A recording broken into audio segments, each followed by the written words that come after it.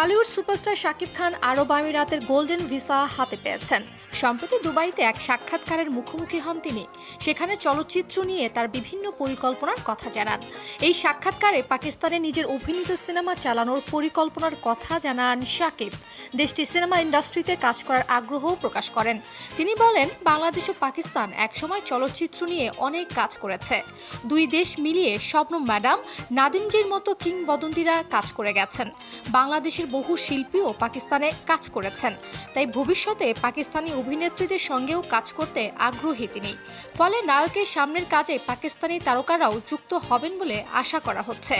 একের পর এক ব্লকবাস্টার হিট সিনেমা দর্শকদের উপহার দিয়ে চলেছেন শাকিব। তোমাকে জানিয়ে দিলাম ও প্রিয়তমার পর তুফান নিয়ে মেতেছেন দর্শক। রাজকুমারও আছে দর্শকপ্রিয় সিনেমার তালিকায়। খুব শিগগিরই প্রেক্ষাগৃহে আসছে দরদ।